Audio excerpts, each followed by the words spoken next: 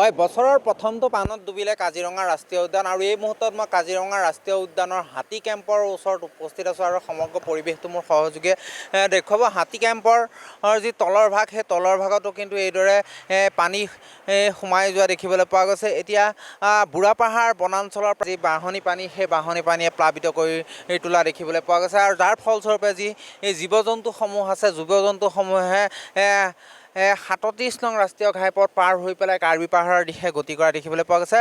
মই হাতী কেম্পৰ কাষেদি যি পাৰ হৈ যোৱা ৰাষ্ট্ৰীয় ঘাইপথ আছে, সেই ৰাষ্ট্ৰীয় ঘাইপথত উপস্থিত আছোঁ আৰু মোৰ সহযোগীয়ে পৰিৱেশ দেখুৱাব।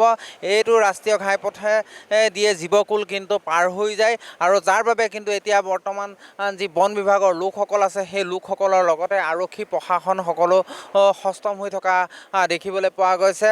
আৰু হাতী কেম্পৰ দৃশ্য দেখুৱাইছোঁ আৰু সহযোগে দেখুৱাব দৃশ্য এইটো হৈছে ৩৭ নং ৰাষ্ট্ৰীয় ঘাইপথ আৰু ৩৭ নং ৰাষ্ট্ৰীয় ঘাইপথৰ এইটো এটা এনিমেল কৰিডৰ। এইফালেদিয়ে কিন্তু জীৱকুল পাৰ হৈ যায়। জীৱকুল পাৰ হৈ কিন্তু যি কাৰ্বি পাহাৰ আছে, সেই কাৰ্বি পাহাৰৰ দিশে গতি কৰে। সেয়ে কিন্তু কাজিৰঙা ৰাষ্ট্ৰীয় উদ্যান কৰ্তৃপক্ষ সষ্টম হৈ থকা দেখিবলৈ পোৱা গৈছে।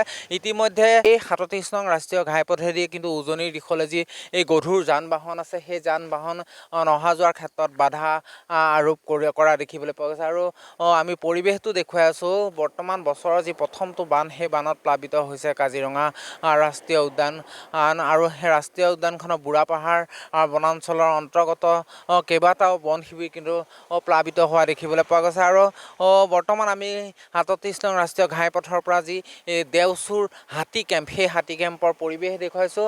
এই হাতী কেম্পটো কিন্তু প্লাবিত হোৱা দেখিবলৈ পোৱা গৈছে। নাও লৈ পেলাই যিসকল বনকৰ্মী আছে, সেই বনকৰ্মীসকল কিন্তু হাতী কেম্পলৈ যোৱা দেখিবলৈ পোৱা গৈছে। আৰু এই পথেদিয়ে কিন্তু এই হাতী কেম্পৰ কাষেদিয়ে বনৰীয়া জীৱ জন্তু হাতী আদি পাৰ হৈ কাৰ্বি পাহাৰৰ দিশে গতি কৰে। আৰু বৰ্তমান দেখিবলৈ পোৱা গৈছে কাজিৰঙা ৰাষ্ট্ৰীয় উদ্যানত কিন্তু যি বনকৰ্মীসকল আছে, সেই বনকৰ্মীসকল কিন্তু বৰ্তমান সষ্টম হৈ থকা দেখিবলৈ পোৱা গৈছে। আৰু ৩৭ নং ৰাষ্ট্ৰীয় ঘাইপথেদি উজনিৰ দিশলৈ অহা যি গধুৰ যান বাহন, সেই গধুৰ যান বাহন কিন্তু জীৱকুলৰ ৰক্ষাৰ স্বাৰ্থত বন্ধ কৰি দিয়া দেখিবলৈ পোৱা গৈছে।